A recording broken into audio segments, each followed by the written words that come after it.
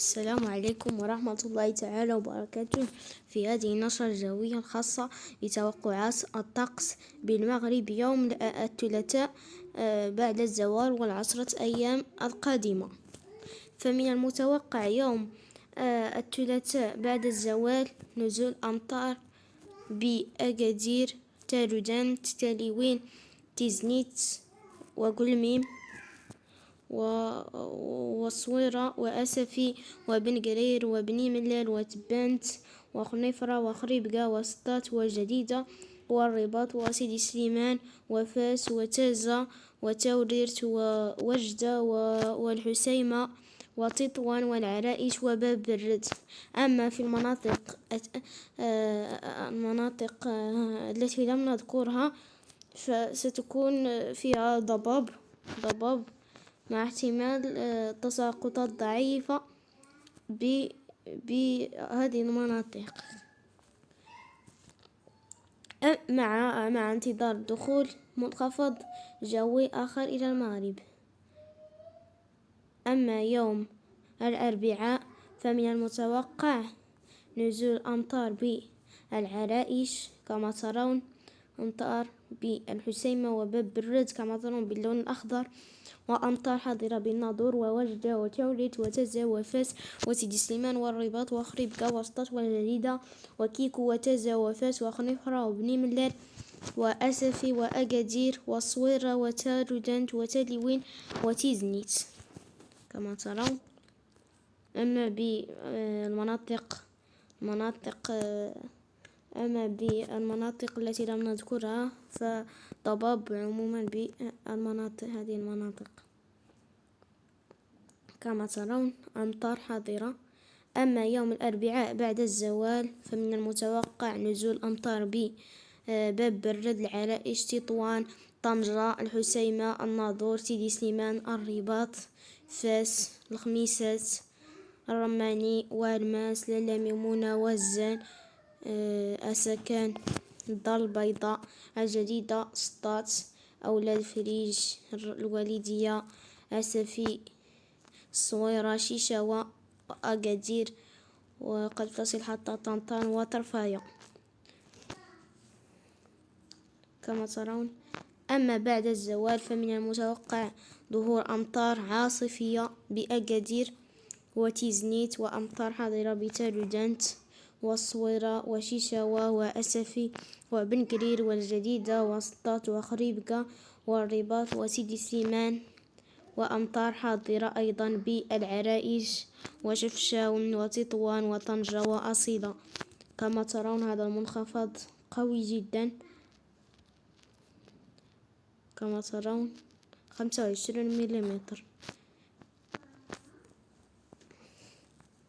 وأيضا قلميم.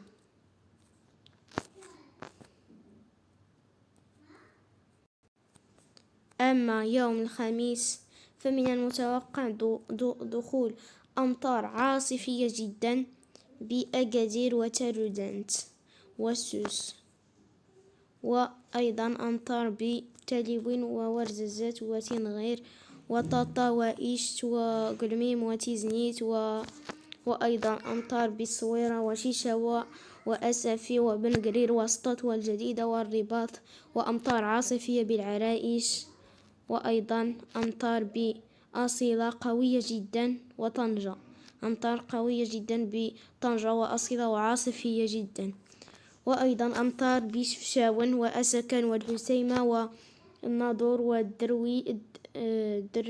الدرويش، وأيضا أمطار حاضرة بجديدة كما ترون، أمطار حاضرة بالمغرب كما ترون، وأيضا أمطار عاصفية بأكادير والسوس، وأيضا شمال المغرب. أما يوم الخميس بعد الزوال فمن المتوقع ظهور أمطار بأكادير، وتارودانت، وقلميم، وطاطا، وفمزقيد، وسوس، وتاليوين، والصويرة وأسفي وسطات والجديدة وخريبكة وشيشاوة وخنيفرة وكيكو وسيدي سليمان والرباط وتزا وباب برد وتطوان والعرائش والعسيمة والناظور وأيضا أقصى شمال المغرب كما ترون. أما يوم الخميس بعد الزوال أيضا أمطار حاضرة بسوس وأيضا أقصى شمال المغرب وأيضا بجديدة. وكذلك يوم الجمعة أمطار حاضرة بالسوس وأكادير والصويرة ومراكش كما ترون بلون أصفر، وأيضا أمطار ببوجدور وخريبكة وفاس والرباط والعرائش وأيضا بتطوان وباب برد وطنجة كما ترون. وكذلك بعد الزوال أمطار حاضرة بالمغرب. وكذلك يوم السبت أمطار حاضرة بقلميم وأكادير وصويرة ومراكش وأيضا تولوج بالمرتفعات، وأيضا خريبكة أمطار بخريبكة والجديدة والرباط وفاس والعرائش وأيضا بقلميم كما ترون. كذلك يوم السبت أمطار حاضرة ومتفرقة بالمغرب بعد الزوال. وكذلك يوم الأحد أمطار حاضرة بالمغرب. وكذلك يوم الاثنين أمطار حاضرة بالمغرب متفرقة أيضا كما ترون بخريبكة والرباط والجديدة وفاس والعرائش وأيضا تولوج متواصلة. أما وكذلك يوم الثلاثاء أمطار حاضرة بأقصى جنوب المغرب بتشلا أو سرد كما ترون، لكن بكميات قليلة. وكذلك أمطار ضعيفة بالسواحل المغربية.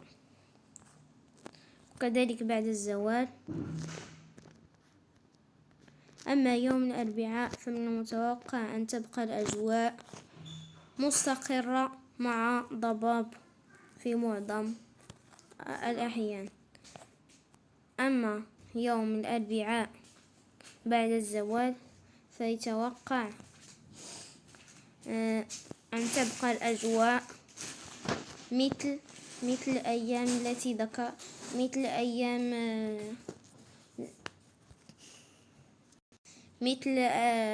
يوم الثلاثاء. وكذلك يوم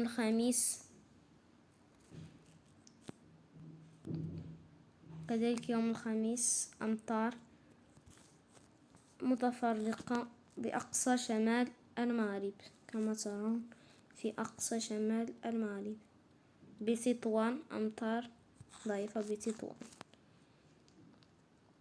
فلا تنسوا دعم المقطع باللايك، ولا تنسوا الاشتراك في القناة لكي يصلكم كل جديد من فيديوهاتنا ونشراتنا بإذن الله. وإلى اللقاء في فيديو قادم إن شاء الله.